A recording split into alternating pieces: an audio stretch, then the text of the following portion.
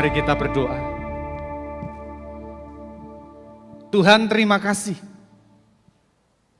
Engkau selalu dan senantiasa memuaskan hati kami untuk melihat segala kebaikan Tuhan dalam musim apapun. Musim sulit, musim yang menyenangkan. Engkau selalu menolong kami untuk kami dipuaskan bahwa Allah senantiasa baik dan beranugerah atas hidup kami. Terima kasih Tuhan, kami akan bersama-sama belajar merenungkan firman-Mu. Berkati kami, sertai kami, supaya kami boleh mengerti dan kami boleh melakukannya dalam kehidupan kami. Dalam nama Tuhan Yesus kami berdoa, amin. Shalom Bapak Ibu, kita sudah 11 hari melewati tahun 2026. Kalau warta kita masih covernya 2025 begitu, itu sisa warta kemarin. Jadi kita sudah memasuki tahun 2026. Orang tadi malam teman saya masih ngomong Indonesia gelap. Kita sudah lewat 11 hari. Enggak gelap ya, enggak gelap. Enggak gelap, sulit ada. Tidak mudah banyak begitu. Tapi kalau gelap kita sudah terlatih dan terbiasa. Gitu ya. Sudah terlatih dan terbiasa dengan situasi-situasi sulit, situasi-situasi yang mengkhawatirkan tapi tidak terjadi, begitu ya. Jadi itulah realita hidup yang memang Tuhan percayakan untuk kita nikmati. Kiranya di tahun 2026 ini kita semakin setia, semakin tangguh, semakin kuat di dalam pertolongan Tuhan. Bapak Ibu, kita akan mengawali firman Tuhan pada pagi ini. Saya mengajak kita membuka dalam Yohanes pasal yang ke-14 ayat 15 sampai ayat 31. Bapak Ibu silakan melihatnya di HP, saya tidak menampilkan di monitor. Kalau bawa Alkitab silakan dibuka. Yohanes pasal yang ke-14 ayat 15 sampai ayat 31. Saya membaca ayat 15, Bapak, Ibu, Saudara silakan membaca ayat yang 16 genep sampai ayat 31. Demikianlah firman Tuhan. Jikalau kamu mengasihi aku, kamu akan menuruti perintah-perintahku.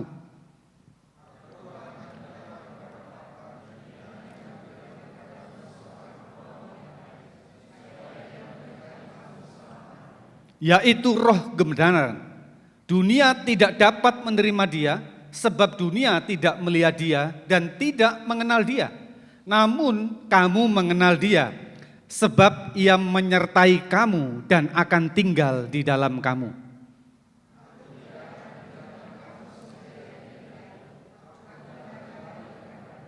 Sesaat lagi dunia tidak akan melihat aku lagi, tetapi kamu akan melihat aku, sebab aku hidup dan kamu pun akan hidup.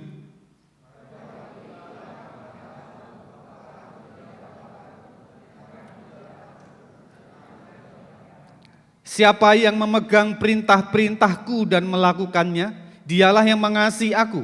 Siapa yang mengasihi aku, ia akan dikasihi oleh Bapa-Ku, dan aku pun akan mengasihi dia dan akan menyatakan diriku kepadanya.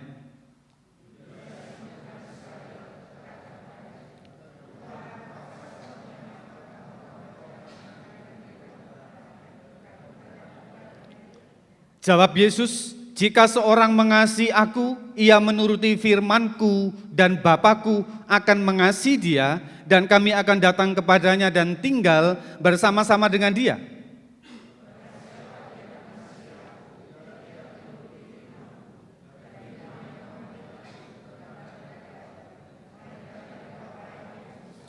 Semuanya itu kukatakan kepadamu, selagi aku berada bersama kamu.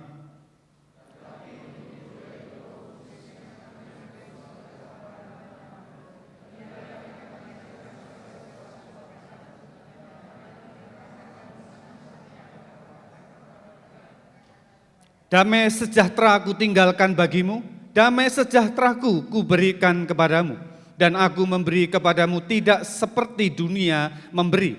Janganlah gelisah dan gentar hatimu.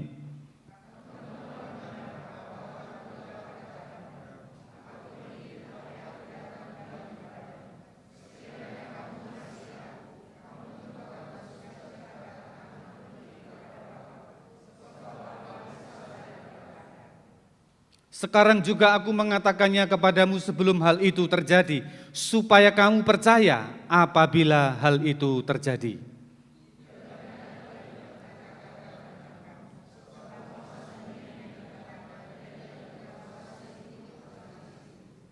Tetapi dunia harus tahu bahwa aku mengasihi Bapa dan bahwa aku melakukan segala sesuatu seperti yang diperintahkan Bapa kepadaku. Bangunlah, marilah kita pergi dari sini. Bapak Ibu yang terkasih di dalam Tuhan, kalau kita ada di antara kita yang suka naik gunung, Bapak Ibu, ada? Seumur hidup saya baru sekali naik gunung di Darangantang. Ketinggiannya 1.300 meter di atas permukaan laut.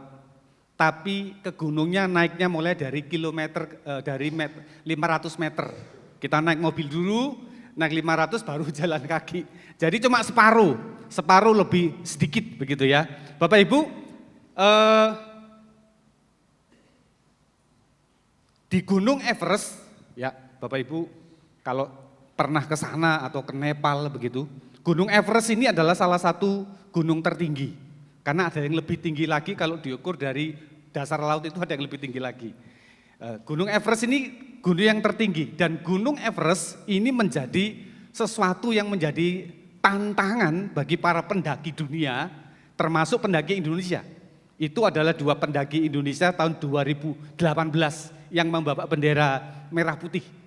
Sampai tiba di 8.600 meter. Jadi sudah melampaui di mana oksigen sudah nggak ada di sana, sangat tipis gitu. Sehingga harus pakai tabung oksigen. Biasanya kalau di atas 8.000 selamat itu puji Tuhan. Jadi mereka sudah tahu nih, kalau melewati 8.000 dan terus begitu, kalau mati itu normal. Se-ekstrim itu. Jadi 2 orang ini sukses sampai sana dan kembali juga sukses, begitu ya. Tetapi yang menjadi menarik perhatian adalah mereka itu tidak bisa sampai ke Gunung Everest yang di atas 8.000 itu tanpa didampingi oleh namanya pemandu atau disebut kalau di Nepal itu namanya Sherpa. Dipastikan kalau mereka naik sendiri mati. Ditemani saja sudah ada yang mati, apalagi kalau tidak ditemani. Karena medannya ekstrim. Cuaca angin itu bisa berubah dalam waktu 2 menit. Berganti-ganti. Kalau bukan orang sana yang jadi pemandu, mereka tidak ngerti. Lalu daerah-daerah yang curam begitu, yang licin begitu.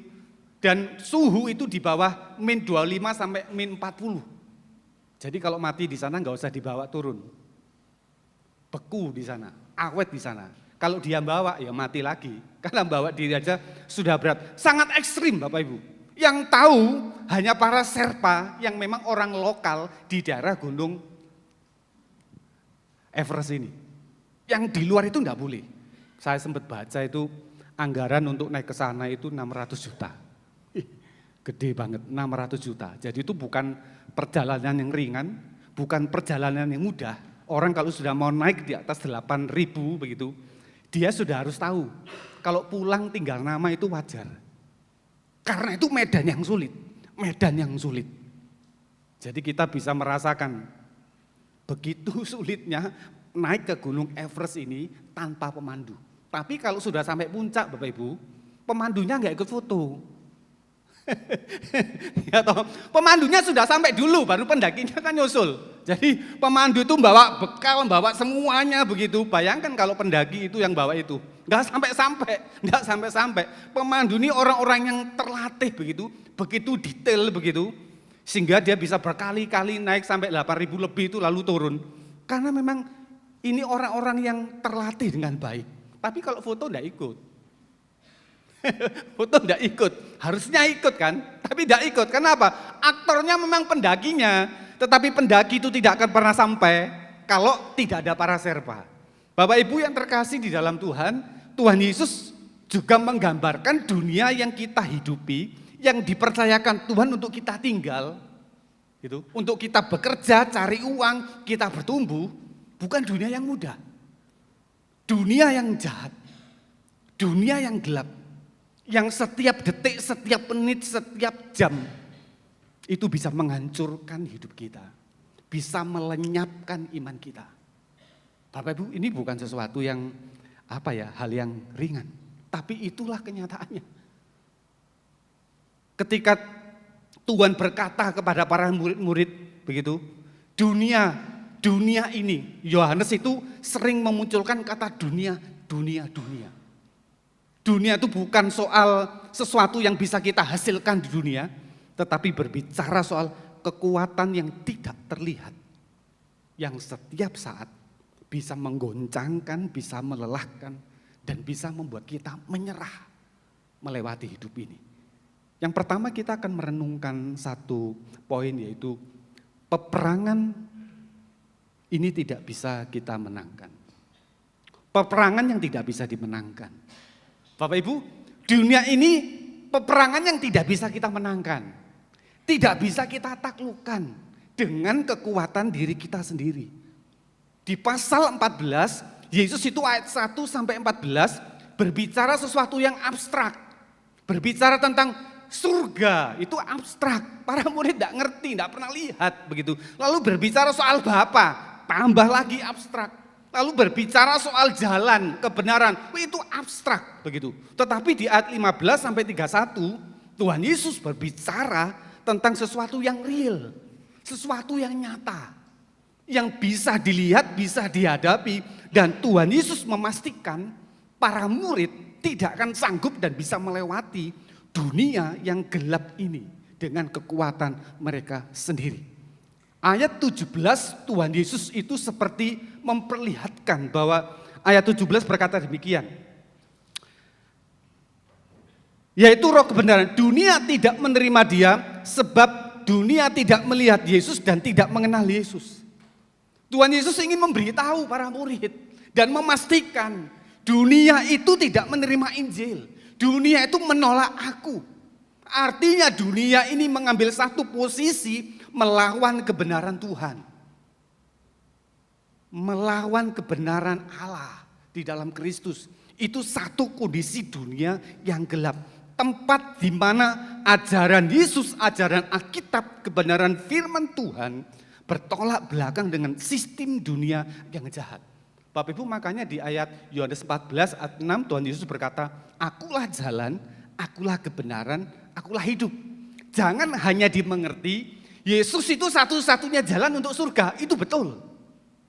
Yesus satu-satunya juru selamat kalau kita mati, kita dipastikan masuk surga, itu iya. Tapi ketika dia berbicara soal jalan, itu berbicara soal bagaimana kita sebagai warga negara surga, kita menghadirkan etika kerajaan Allah di tengah-tengah dunia ini. Itulah yang dimaksud jalan, bukan hanya kunci. Tapi jalan perjalanan iman di mana kita sebagai orang-orang yang sudah ditebus, menghadirkan karakter-karakter Kristiani di tengah-tengah dunia yang gelap ini. Kalau di surga itu kudus, apakah di muka bumi ini kita mengejar kekudusan? Kita bukan orang sempurna, Bapak Ibu. Tapi bukan berarti kita tidak mengejar kekudusan di tengah-tengah dunia ini. Kemarin di grup hamba Tuhan Sinode, Bapak Ibu, ada teman yang share. Salah satu tokoh rohani, penulis buku yang terkenal. Saya pernah baca bukunya itu Keajaiban Kasih Karunia sampai 3 kali. Tiap kali baca nangis terus. Buku itu mengatakan, seburuk apapun hidupmu, anugerah Allah itu senantiasa terbuka. Itu penulis ini namanya Philip Yancey. Teman kemarin mengupdate. Philip Yancey ini mengaku bahwa sudah 8 tahun dia tinggal dengan istri kedua dan punya anak. Kita bukan orang sempurna, Bapak Ibu. Orang Kristen bukan orang yang tanpa celah, tanpa cacat. Bisa jatuh, bisa salah. Tetapi keajaiban kasih karunia itu memulihkan. Tulisannya itu luar biasa. Tulisannya luar biasa. Tapi dunia menantikan setiap para pengikut Kristus. Kapan saatnya jatuh? Kapan saatnya bisa ditelan? Kapan saatnya jauh dari Tuhan? Dan kapan saatnya mengambil keputusan yang salah dan menghancurkan? Bapak Ibu yang terkasih di dalam Tuhan, kita harus menyadari dunia ini tidak bisa kita taklukkan dengan kekuatan diri kita sendiri. Yang pertama adalah terus Victor, yang gambar dunia. Nah, terus, oke. Bapak Ibu, ini yang digambarkan Yesus di dalam kitab, di dalam Injil Yohanes. Dunia seperti apa? Yang pertama itu masyarakat manusia yang terorganisir tetapi hidup terpisah dari Allah, membenci Kristus dan menolak Injilnya. Injil Yohanes berulang kali menggambarkan dunia kita bukan dunia yang baik-baik saja ketika berbicara tentang dosa. Ketika berbicara tentang iblis. Bahwa ada masyarakat manusia yang terorganisir, yang terpisah dari Allah, yang membenci Kristus dan otomatis membenci orang-orang yang menjadi pengikutnya. Kedua, dunia ini adalah tempat penganiayaan dan orang Kristen mengalami kesengsaraan. Itu dipastikan karena kita pengikut Kristus. Injil Yohanes menjelaskan itu. Dunia tempat di mana kamu ada, tempat kamu akan dibuat menderita. Tempat di mana kamu akan dibuat mengalami kesulitan yang luar biasa. Dan itu fakta, dan itu realita. Kalau hari ini kita belum mengalami penderitaan dan kesulitan, ada momennya Tuhan akan kasih. Kadang penderitaan dan kesulitan itu tidak harus berupa sebuah kesulitan, tapi sebuah kecukupan bisa, sebuah kemakmuran juga bisa. Kita menderita di titik-titik itu. Yang ketiga, sesuatu yang tidak kudus. Orang percaya dipanggil keluar dari dunia, karena dunia adalah tempat yang tercemar dosa dan penuh keinginan daging yang tidak berasal dari Bapa. Coba ini kalau kita seperti sebuah makanan begitu, itu di dalamnya itu makanan yang nggak bisa dimakan, tapi kalau dimakan menyebabkan kita sakit. Dipastikan nggak sehat. Dunia ini nggak sehat, Bapak Ibu. Nggak bisa membuat kita bertumbuh dengan baik dengan cara dunia, nggak bisa. Justru akan menghancurkan kehidupan orang percaya. Yang keempat, Bapak Ibu, berkuasanya si pendusta. Coba. Kalau kita ngomong saya paling pinter bersilat lidah atau berbohong, dunia ini tempatnya penguasa bapa dari segala dusta. Kalau kita berkata kita bisa bermain di gelap-gelapan, ada yang lebih lihai, yaitu iblis. Dia bapa dari segala dusta. Kita tidak bisa melawan seperti ini. Kita tidak punya kekuatan. Iblis tidak terlihat. Kuasanya tidak terlihat. Tapi dampak efek buruknya itu bisa terlihat. Mari kita lihat realita Alkitab. Yang pertama adalah di Taman Eden, Bapak Ibu. Kalau kita berpikir soal Adam dan Hawa, Adam dan Hawa itu diberikan kebebasan yang banyak. Semua boleh kamu makan. Yang di tengah ini jangan. Kita berpikir sangat kecil kemungkinan Adam dan Hawa jatuh. Tapi cerita berkata lain. Dengan banyak pilihan yang baik begitu. Dan satu pilihan yang enggak baik, Adam jatuh. Adam tidak taat. Sederhananya itu sudah punya 99 batang emas begitu. Tapi masih mencuri 1 batang emas. Alkitab ingin menyaksikan kepada kita kecukupan, ketentraman, kemakmuran.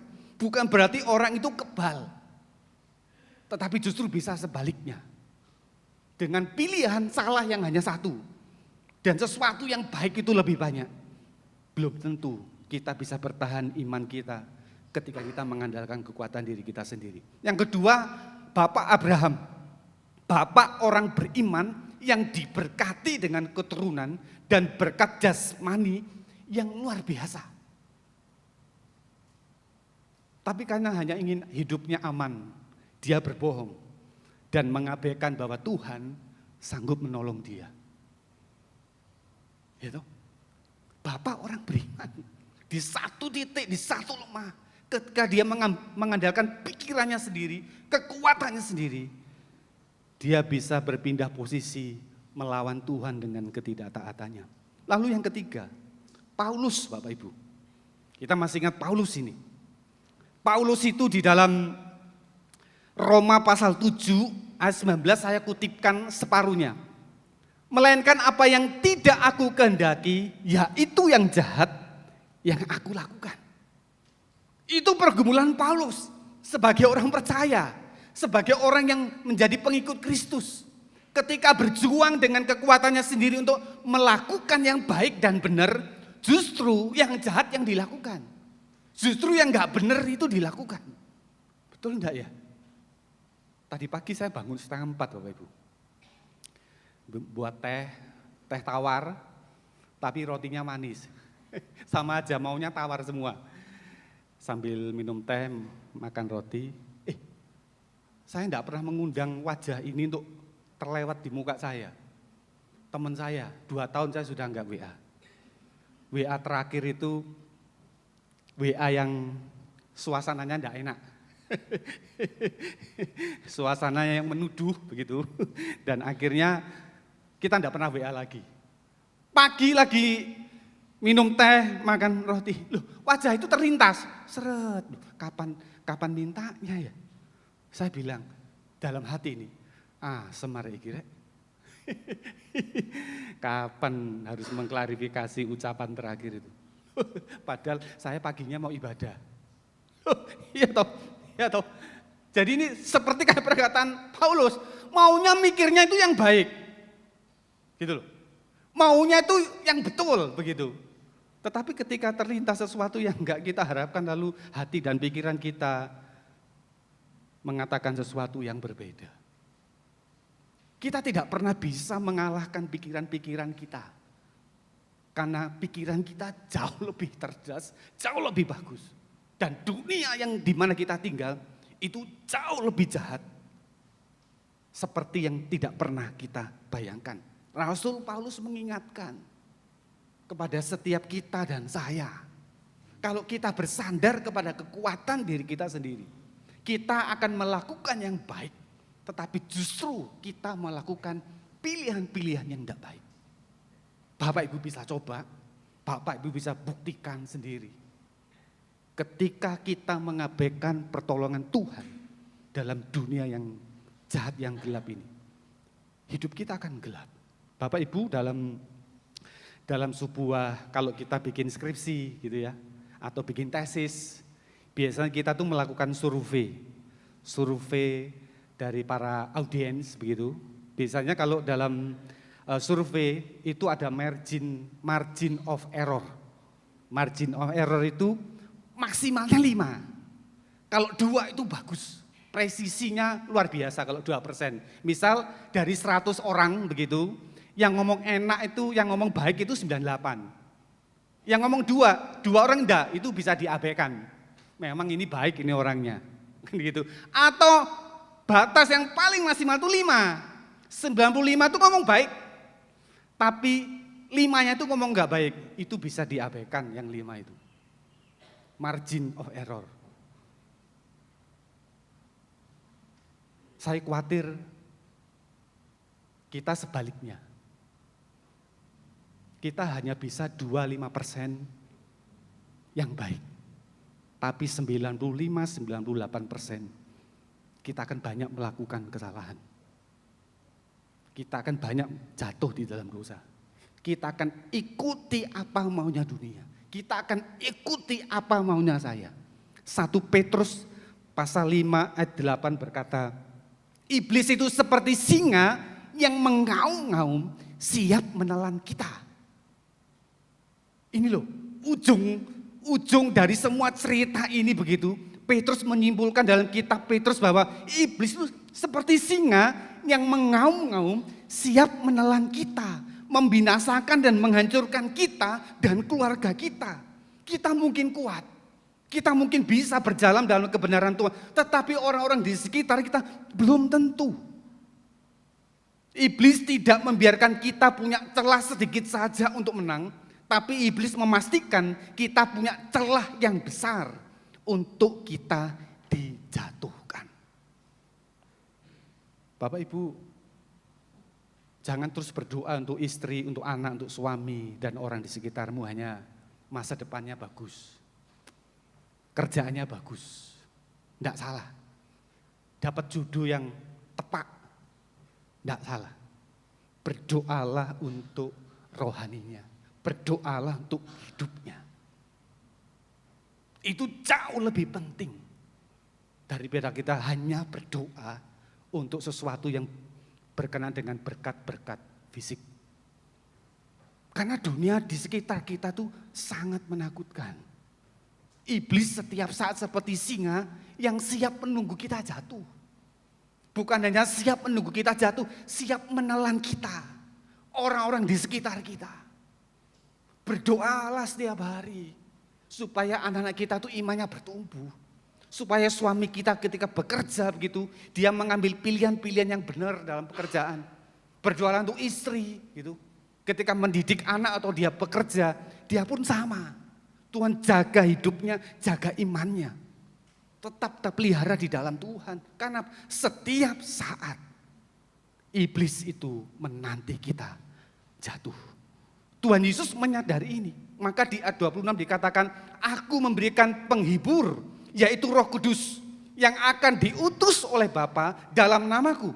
Dialah yang mengajarkan segala sesuatu kepadamu dan mengingatkan kamu semua yang telah kukatakan kepadamu. Tuhan Yesus tidak menawarkan kepada murid, kalau kamu mau tak kasih Roh Kudus. Tidak. Kalau kamu nanti nggak mampu bilang Roh Kudus akan, enggak. Yesus tahu dunia yang akan ditinggali para murid, yang akan dihidupi oleh para pengikutnya, bukan dunia yang sehat. Bukan dunia yang bersahabat. Yang siap menjatuhkan kehidupan kita. Maka Tuhan memberikan Roh Kudus, Roh kebenaran, penolong yang menuntun kita untuk hidup dalam kebenaran firman Tuhan. Bahkan dikatakan akan mengingatkan kamu kalau kamu jatuh. Akan mengingatkan kamu kalau kamu dalam track yang salah. Akan mengingatkan kamu kalau kamu mengambil pilihan-pilihan yang salah. Roh Kudus diberikan kepada kita sebagai pribadi yang senantiasa permanen. Yang menolong kita hidup seperti yang Tuhan kehendaki. Tuhan Yesus tahu betul realita hidup yang dihadapi oleh orang yang percaya akan sangat menyulitkan. Karena itu dia memberikan penolong. Maka Tuhan Yesus berkata, sebentar lagi aku gak akan kamu lihat. Artinya setelah Yesus naik ke surga yang gak ada yang lihat. Itu dunia sesungguhnya yang para murid harus hadapi. Maka Tuhan berkata, aku tidak meninggalkan kamu sebagai yatim piatu.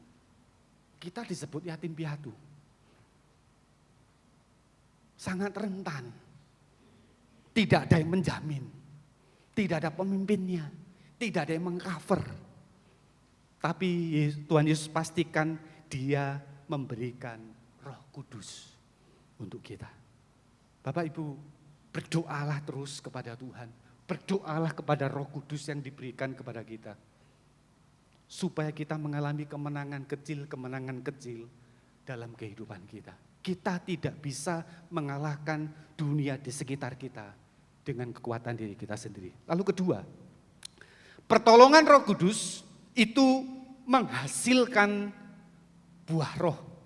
Bapak Ibu yang terkasih di dalam Tuhan, Yohanes itu dalam Injilnya mencatat Yesus itu berulang-ulang, bukan saja di pasal 14. Gitu. Siapa yang mengasihi aku, dia menuruti perintahku, memegang perintah-perintahku dan melakukannya dan menuruti firmanku. Ini seperti bahasa klasik, kalimat klasik. Kita sudah sering dengar kan begitu. Orang Kristen ya harus dengar firman. Orang Kristen hidup seperti firman. Tapi ucapan ini sebuah yang diulang-ulang, karena para murid itu selalu dipastikan punya celah untuk tidak hidup dan tidak melakukan firman Tuhan. Maka Yesus memberikan satu pondasi yang kuat. Siapa yang mengasihi aku, dia melakukan firman-Ku. Kalau tidak melakukan firman-Ku, dia tidak mengasihi aku. Wah, jadi saklek begitu. Iya kan? Saklek loh itu. Kalau kita tidak mengasihi firman, kalau kita tidak mengasihi Yesus, kita tidak melakukan firman Tuhan. Sesuatu yang mengerikan, bukan? Jadi kalau orang disebut Kristen, bukan hanya karena rajin ke gereja. Orang disebut Kristen bukan hanya rajin berdoa. Orang disebut Kristen bukan karena rutin setiap tahun ikut Paskah dan Natal. Tetapi seseorang disebut Kristen, apakah dalam hidupnya dia melakukan firman Tuhan. Di dalam hidupnya dia melakukan apa yang Tuhan mau. Bapak Ibu yang terkasih di dalam Tuhan, ibadah minggu terakhir di tahun 2025, 28 Desember. Bapak Ibu masih ingat judulnya? Ketika Natal tinggal kenangan. Saya mengikuti ibadah 1, 2, dan 3. Kita sudah sering dengar khotbah-khotbah seperti ini Bapak Ibu. Tapi poin pertama dari khotbah itu mengoreksi saya. Masih ingat? Apapun yang kamu lakukan, lakukan itu demi Injil. Apapun yang kamu lakukan itu untuk Yesus. Apapun yang kamu lakukan karena Tuhan sudah menebus hidupmu. Itu kalimat biasa sebenarnya. Tapi poin itu menampar saya. Son, kamu gimana? Saya bilang, enggak Tuhan, saya tidak seperti itu. Saya melakukan itu untuk diri saya sendiri dan untuk orang lain. Oh gelap Bapak Ibu, memalukan itu. Ya kan? Orang Kristen bekerja, tapi melakukan pekerjaannya itu hanya untuk dirinya sendiri dan orang lain, tetapi bukan untuk Tuhan. Orang Kristen melayani, mengerjakan, hanya berpikir untuk dirinya sendiri, begitu, dan orang lain, tetapi tidak digerakkan oleh anugerah Tuhan yang sudah menebus hidupnya. 3 kali ibadah, 3 kali saya harus bertobat. Kita diberikan pekerjaan Bapak Ibu. Jangan biarkan itu hanya untuk menghasilkan uang. Tapi dari pekerjaan itu, Tuhan itu dimuliakan tidak dari pekerjaan kita. Ketika kita melayani sebagai pemusik, singer atau yang khotbah seperti ini, ketika melakukan itu, kita melakukan demi apa? Karena bisa punya skill, punya waktu. Kalau itu iya, dunia dengan cara pikirnya sedang menenggelamkan kita. Kalau kita datang beribadah ke gereja di tempat ini, begitu, karena punya waktu, karena ada waktu, karena ada tugas, begitu. Maka lakukan itu karena kita mengasihi Tuhan. Karena kita sudah ditebus, maka saya beribadah.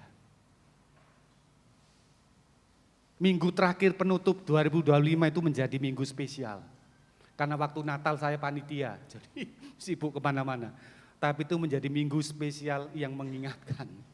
Kamu tidak seperti yang aku mau. Kamu bertumbuh dengan caramu sendiri. Kamu menjadi rohani dengan cara pikirmu sendiri. Kamu menjadi Kristen dengan cara kamu sendiri. Dan firman Tuhan mengingatkan kita hari ini. Kalau kita mau bertumbuh, bertumbuhlah dalam firman Tuhan. Bertumbuhlah dalam melakukan firman Tuhan.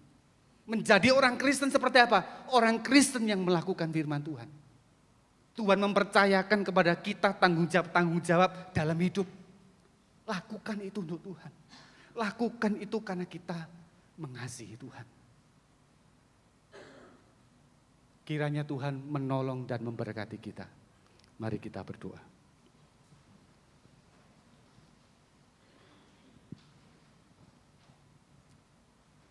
Tuhan, ingatkan kami terus bahwa dunia tempat di mana kami hidup, tempat di mana kami bekerja mencari uang, bukanlah dunia yang bisa kami menangkan dengan kekuatan diri kami sendiri. Bukan dunia yang bisa kami taklukkan dengan apa yang kami pikir kami bisa taklukkan. Dunia ini terlalu kuat, kuasa kegelapan begitu kuat. Bukan saja ingin menjatuhkan kami, tapi menjatuhkan anak-anak kami, istri kami, suami kami, orang-orang terdekat kami. Kami tahu Tuhan, tak satu pun dari kami yang mampu melawan kuasa kegelapan yang sudah menguasai dunia ini.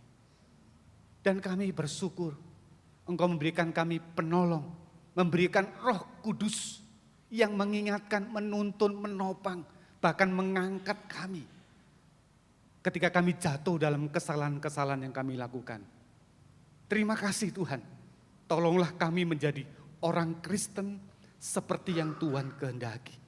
Orang Kristen yang mendengar, tapi berusaha melakukan tanggung jawab hidup kami ini seperti yang Engkau kehendaki.